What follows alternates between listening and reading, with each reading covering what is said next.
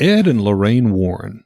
Anyone that has read or looked into the paranormal ghost hunting world surely has come across this husband and wife team of the Warrens. I would argue if you're listening to this podcast, you've heard of the Warrens. Come on. Come on, yeah. They are undoubtedly some, if not the first, in their field of study, branching off even into some demonology.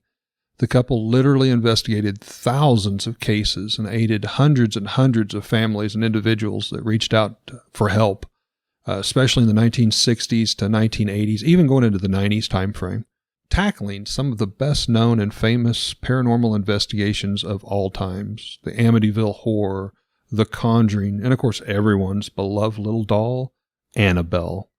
We're going to take a little bit closer, deeper dive into the Warrens. From a child born into this world, we are taught what to believe. Closed-minded we become, fearful to be deceived. Still we desire to know what lies beyond that locked door. The art of the storyteller, conjuring tales of legend and lore. History hidden, lost knowledge, things forgotten and the unknown. These are the things that direct us and will set the tone. Welcome, friends, to another episode of Nightmares on the Lost Highway.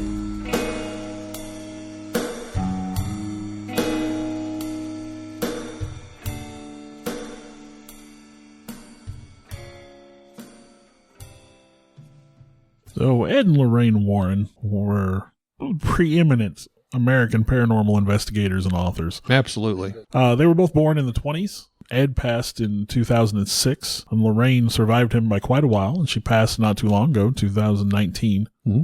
But just really, paranormal investigators, authors, very involved in the supernatural in many, many ways.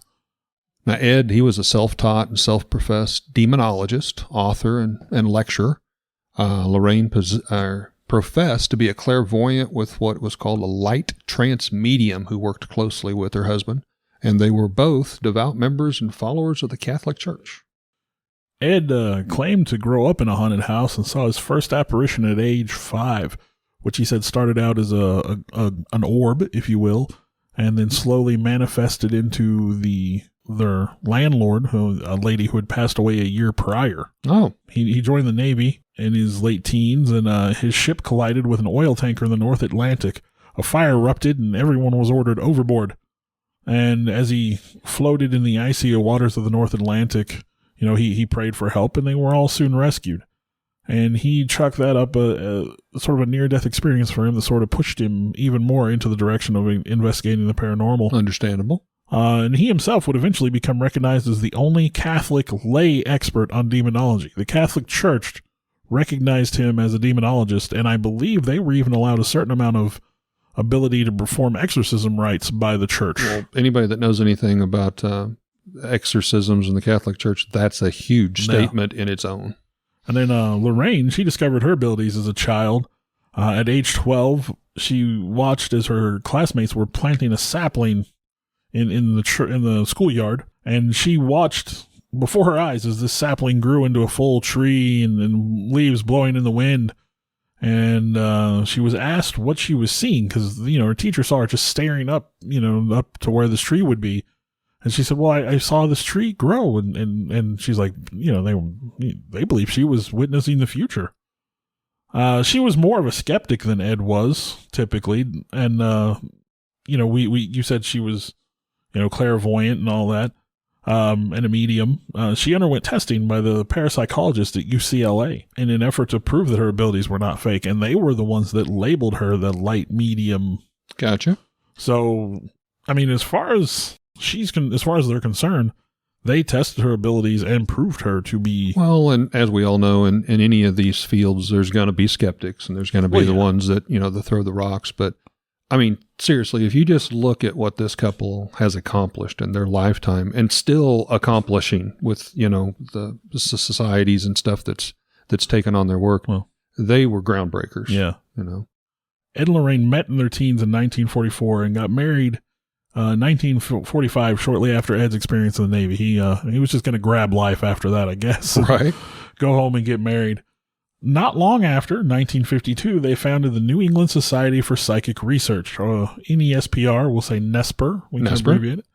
It is the oldest ghost hunting group in New England. And according to the Warrens, NESPR used a variety of people to meet their ends to...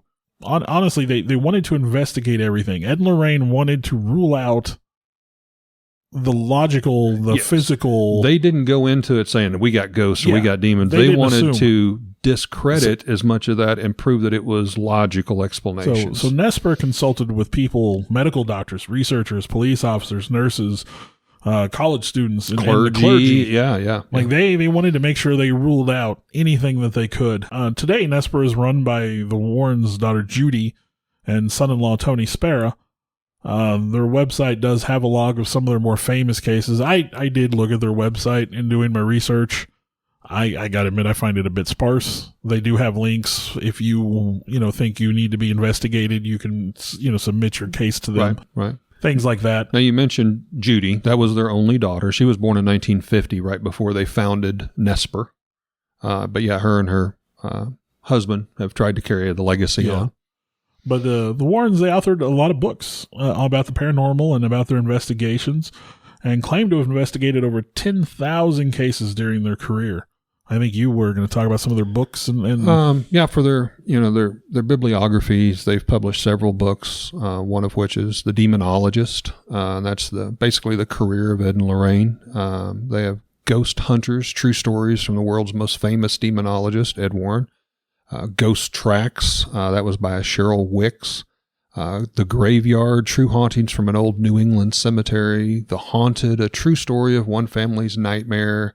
Satan's Harvest, A Werewolf, A True Story of Demonic Possession. I was going to talk about him a little bit later. But you'll notice these books are all up around the New England area. That's where they were, out of and everything. That's kind of their hot spot. However, they did travel whenever people would reach out to them asking for help. And literally, quite literally, that's what really kind of pulled them into the mainstream is hauntings, possessions, and things that families would try to ask for help, but they would get scoffed at, made fun of, and then they started coming across the name of the Warrens, and they would reach out to them, and the Warrens would try to help these people.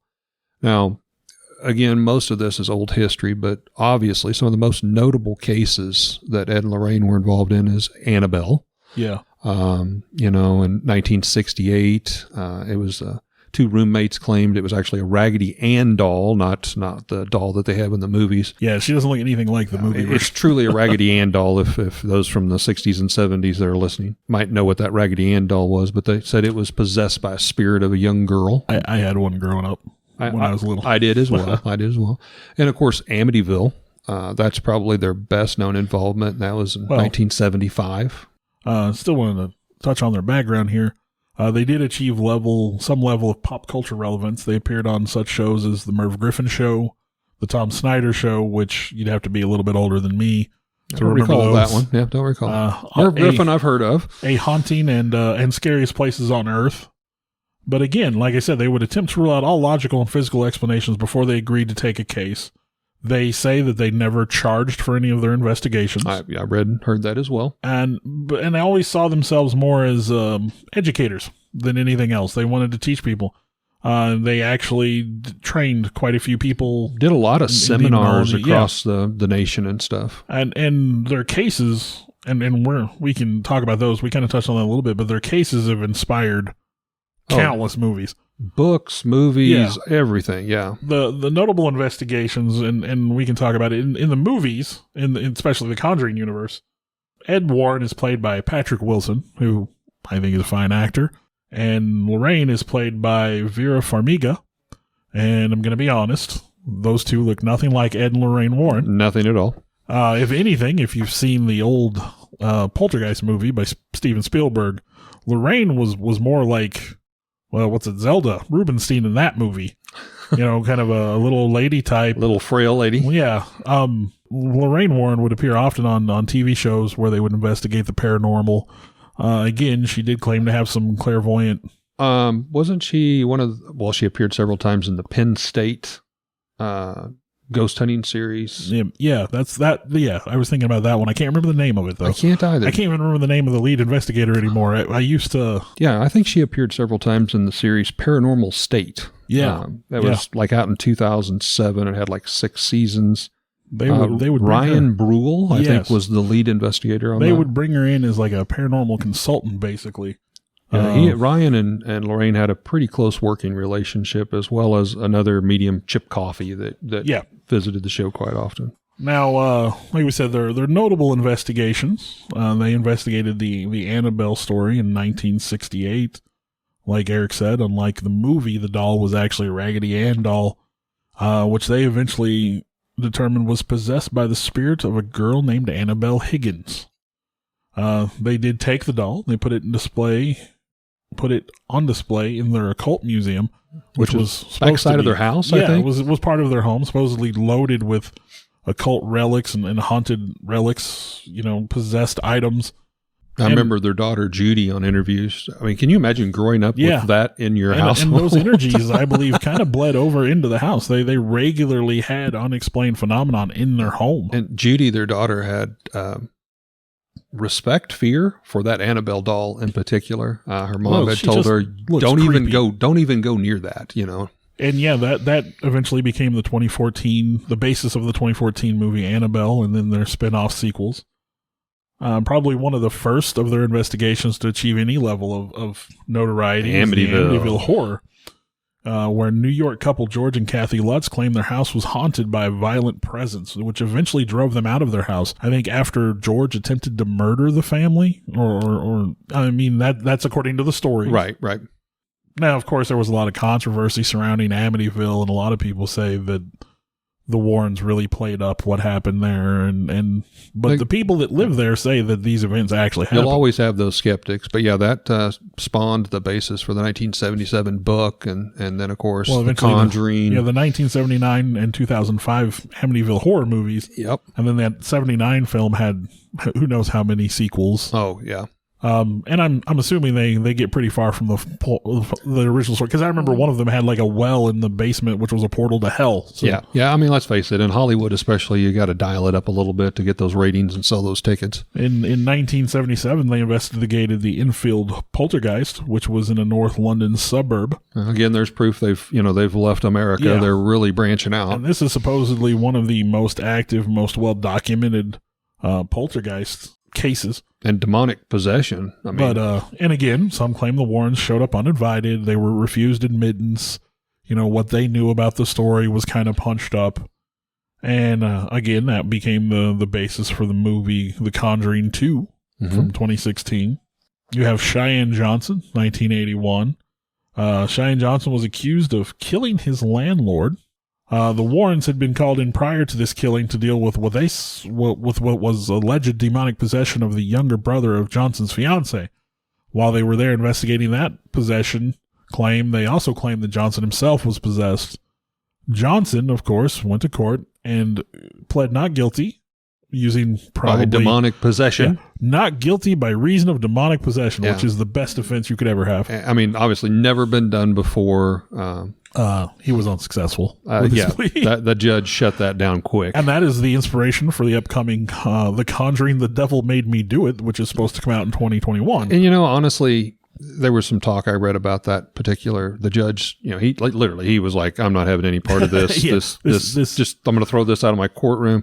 Had he opened that, wow. Had he opened that door, that's Pandora's box. Yeah. I mean, not saying demonic possessions aren't real, but oh my gosh, that would lay the foundation to all kinds of frivolous, could be lawsuits and stuff. Then 1986, you have the Snedeker House. I believe that's how you pronounce it. I mean, it looks close. The Warrens arrived and declared that this former funeral home was infested with demons. The family lived there that was involved with a lot of serious problems, alcoholism and drug addiction, so that kind of drew some skepticism from people from the outside. Obviously, these are horrible things to have to deal with, but... I remember channel surfing. It was on the Discovery Channel, that series in 2002 that was based upon that. And I was sucked into that story immediately. Yeah.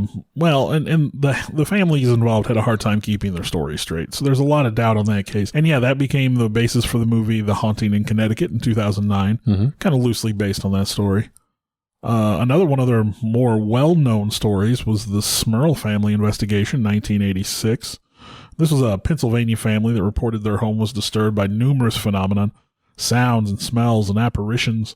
The Warrens arrived. They did their investigation. They claimed the house was occupied by 4 spirits and a demon, which they called a succubus, that sexually assaulted Jack and Janet. Yes. Now, an interesting part about this case is Cardinal Ratzinger. He assigned an exorcist from the church to help the Warrens with this case. And the reason that's interesting is because Cardinal Ratzinger would eventually become Pope Benedict XVI. Yeah, they were literally dealing with the future Pope. Yeah, they were aided by the Pope. And that became the basis for the movie The Haunted in 1991. And then you have Union Cemetery, which is another one of their more widely known cases. It was reportedly Haunted Cemetery, one of the most haunted cemeteries in the United States by all accounts. Up in Connecticut. And it was one of their books was specifically dedicated to it, where they describe the white lady that haunts that cemetery, described as wearing a white diaphanous nightgown or wedding dress. And Ed himself claimed to have seen the ghost and recorded video of it. And then the one I kind of wanted to talk about that kind of got my attention while I was reading it, and this is one that wasn't made into a movie and should have been, and let's be honest, this will probably be The Conjuring 22 or whatever, was the story of Bill Ramsey, the Southland werewolf. Now, Ramsey was a working-class British man in the 1980s when, by all accounts, he suddenly started turning into a wolf at random and biting people, friends, neighbors, nurses. Wow. The postman, I would assume, maybe. Chase the postman. Now, the Warrens were in England. This may have been around the same time as Enfield, possibly, I'm not sure. But they were in England, and they saw a broadcast of this young man on TV. And they decided that they needed to be involved. Right. You know, they want to know what was going to go on. So they convinced him, they went and met with him and convinced him to come back to Connecticut with them. There, they conducted an exorcism on him with the help of Bishop Robert McKenna. And they said it was a demon possession that made him act like this. He wasn't quote, unquote, a werewolf. Right. But that he was overwhelmed, possessed by a demon that forced him to act out in this wolf-like manner. The exorcism was apparently a success because Ramsey doesn't seem to have attacked anyone since 1992. So, you know, they must have done something right. Right. So a little bit less known facts. You know, a lot of people have known a lot about the Warrens and some of the stuff we've talked about. There was a possible underage love affair that kind of came out, and that came out really right about the time as the first Conjuring film. Yeah, I stumbled upon that. This is kind of a little bit darker side. There was a Judith Penny, and she stated in 2017 that when she was about 15, maybe 16 years of age, that she had an underage love affair with Ed. Now, this led into the 1960s, but Lorraine had knowledge of it. Judith was a young girl who aided the demonologist paranormal investigators for a total of 4 decades. She stayed with the Warrens, actually to a point where at first when they brought her in, she was kind of from a broken family scenario, didn't have a lot going for her. So when everything started out, Ed, financially, they just weren't there. He was still driving a school bus. And she was actually one of his school bus attendees, riders, and that's how they had met. She was going to school, and as they started getting into this, they had so much stuff to try to document. They were all about trying to document, and that's what they shared with a lot of these seminars and stuff. And so she was kind of brought under their wing, given a place to stay. They felt a safe haven, was actually said, and she did a lot of this typing and all this recording stuff for them. Now, she stated that she actually did get pregnant with Ed's child and ended up getting an abortion in 1973. She claimed in a sworn document many years later that Ed was abusive to Lorraine, often backhanding her across the face, even to the point of striking her so hard that Lorraine went unconscious. Wow. She came out with all this. Again, I'm not sure how I feel about this, but this came out about the time of the movie The Conjuring. Well, fame always brings with it a level of scrutiny, and whether the stories are accurate or not. You know, every famous person you've ever heard of. There might be a little something to it. Yeah. Now, according to Judith's family, because at this point, now Judith is 70 some years old when the movie The Conjuring is coming out, but the family seemed to kind of push her in that, hey, and this is just one take, but hey, this couple's got this movie coming out. There might be some money here. Let's work this. Let's get your story told. Not let them have all the limelight. They said they were a little upset that Ed and Lorraine were portrayed as such a well-balanced married couple, and that's not the real story. The real story needs to be told here. Well, let's be honest. If you're watching The Conjuring and Ed backhands Lorraine off screen. That's not the movie you want to watch. That's not the movie people want to put out there. Yeah, we're going to change ratings and stuff. The movie is going to portray Ed and Lorraine as being this perfectly balanced, we're here to help.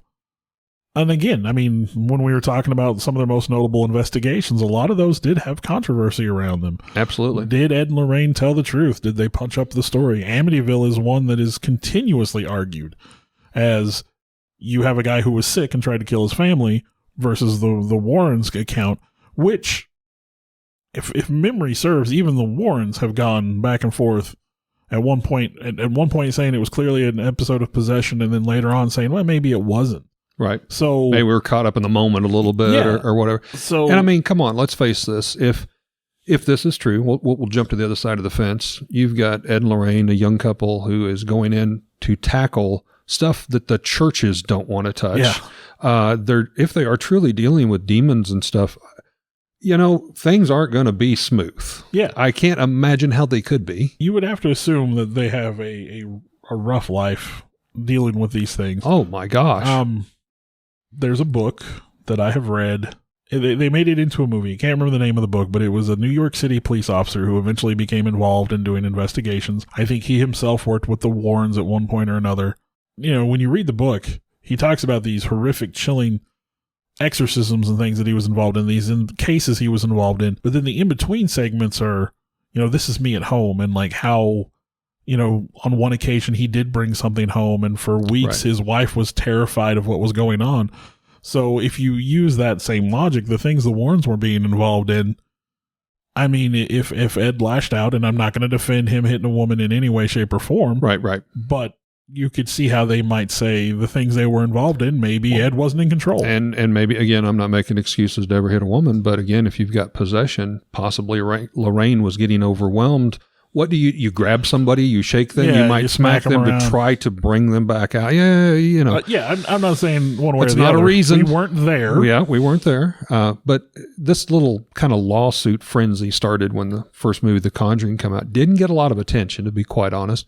So then it was like the family dialed it up a little bit. And Judith's story, she went on and she said, well, I literally, my bedroom when I stayed at the house was right across the bedroom from them, to a point where she stayed 4 decades, 40 years. This lady worked with them, that a studio apartment was built above, I believe, the garage eventually for her.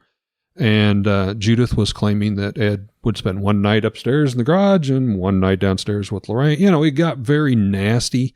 Then they went in and saying that they were not giving Judith the credit that she deserved because she stuck around with the family and for 40 years documented the cases. There was another story that came out that Ed and Lorraine pulled Judith off the side and said, look, you're pregnant. We can't handle this. Our business won't handle this. So we've made up this story. We want you to buy into it, that someone broke into your apartment and raped you. And Judith made a stand and said, I'm not gonna lie about it. Lorraine later supposedly went to her and said, look, we're trying to help you. You're staying here with us. Surely you can see how this would be bad. So that's when the abortion came in play. Well, and you can almost see that from a business perspective. They're trying, what they do, obviously, you've got a niche market there. So. Yeah. So again, this podcast is not about that, but it was an interesting tidbit that's kind of a little less known. Yeah, I would say that if not for The Conjuring, in recent times, a lot of people probably wouldn't know who Ed and Lorraine were. Yeah, I mean, the old films, the Amityville and stuff, but those kind of fade away except that little niche group. But yeah, The Conjuring, my gosh, that's one of the biggest blockbuster film franchises in the new age, you might say. Yeah, and I mean, they're creepy movies for sure. Yeah. I remember going to the theater to see the first one, and I was sort of delightfully surprised. I didn't realize it was going to be about the Warrens. I didn't when either. I went and saw it. They didn't really advertise No, it. they about don't advertise that. it that way. So when they introduce them as Ed and Lorraine, you're immediately, oh, this is Ed. And I believe it starts with, like, the Conjuring movie even kind of starts with them doing the Annabelle story, and then moves on. They're into kind of linked together enough that if you know what you're looking for, you're like, this is kind of the continuation. Yeah, one of them sort of the touches, prelude, and one of them sort of touches on Amityville a little bit before going to a different story. But yeah, it was really interesting to see that these were sort of the stories of Ed and Lorraine, which again, you know, when you talk about some of their most significant investigations, they've all been turned into films. Like I said, that one about the Southland werewolf, I'm sure it'll be a movie eventually. So, honestly, I'm glad. I mean, as you said, Ed passed away many years ago, but at least Lorraine was actually on the set of at least the first Conjuring film. I saw pictures of her and with the actors and stuff. And she very much had that like old fashioned, like 50s, 60s old woman little vibe. Flower dress. And yeah. And her hair done up. She looks like it would be your grandma or something. Yeah. I mean, absolutely. So I am glad that she was around to at least see that. To me, I would think that would be kind of, hey, at least we're getting acknowledgement. And if you truly believe what they tried to do is to try to help people, didn't take any money for these cases, that would have to be a good landmark, if you will, in your life. Well, if they didn't take money, that at least proves that they were trying to do. I mean, I would think that shows that they're doing the right thing. They're trying to do the right thing. Yeah, they're conducting these investigations. They're just trying to help people. And like I said, they saw themselves more as educators. They wanted to teach people about the supernatural. I know Ed taught people about demonology and stuff like that. Like I said, the police officer in the book I read, I know he was familiar with the Warrens. I don't know how closely he worked with them. But they inspired so many people to pick up, and to roll with this. And again, like I said, if you're listening to this podcast, you've probably at least heard of the Warrens. And if you haven't, I mean, going through the cases, you've heard of Annabelle or the Conjuring movies or the Amityville horror. Their legacy just goes way back. I've got one story that you may not have heard of. If you don't have anything else, most definitely, I this might is dive a story into that you shared with me probably 3 years ago, at least 2 years ago. And this before we ever even talked about a podcast, you shared this with me. And I love this anecdote, and I'm glad that we remembered it for the podcast. But Absolutely. yes, we've got to share this. This ties so many threads together. We're going to dub this one time when Lorraine Warren talked to Bigfoot.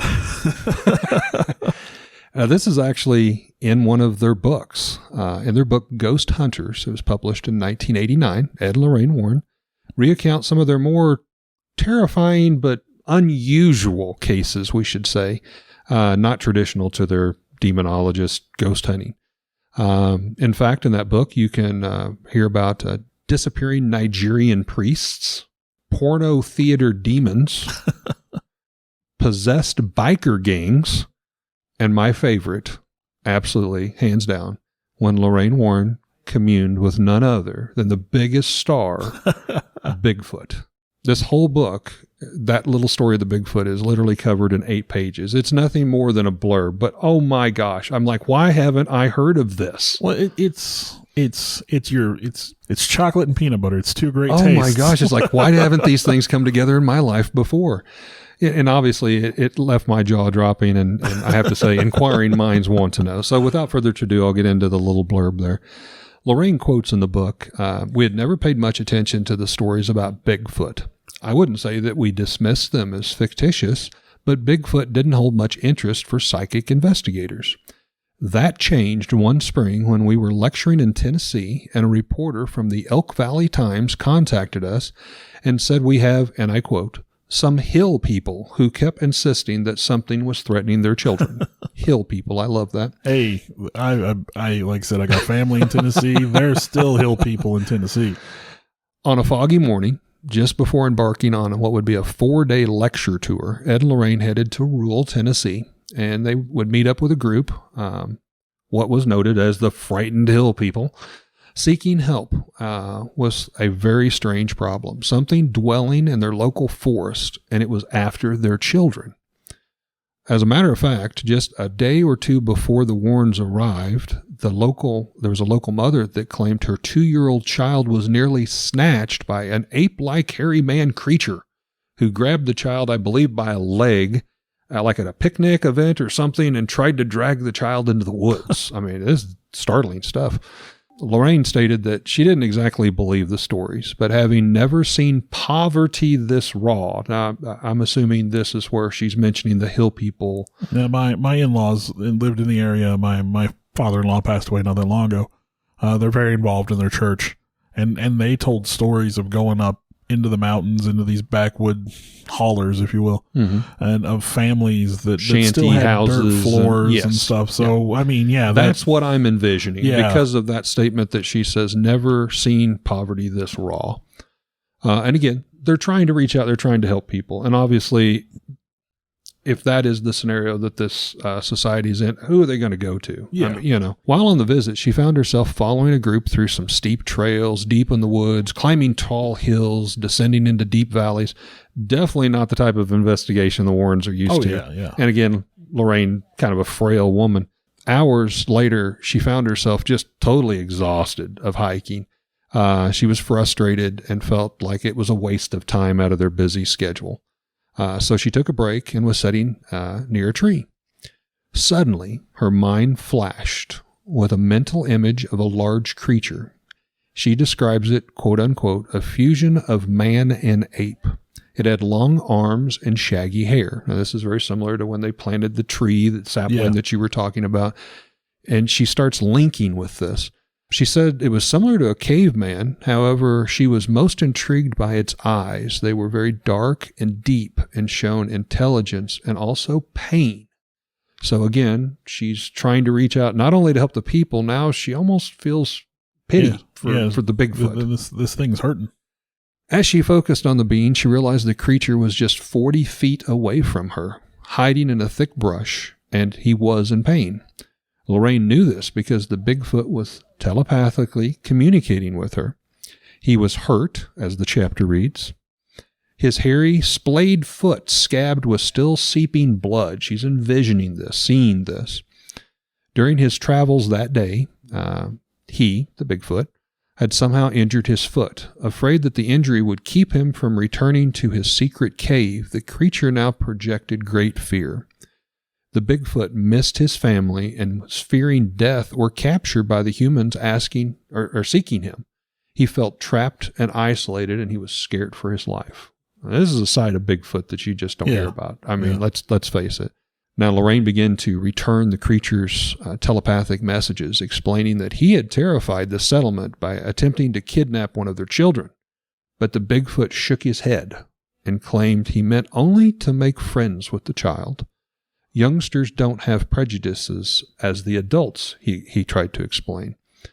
So he felt he could perhaps explain himself to the child just as he was explaining himself to Lorraine.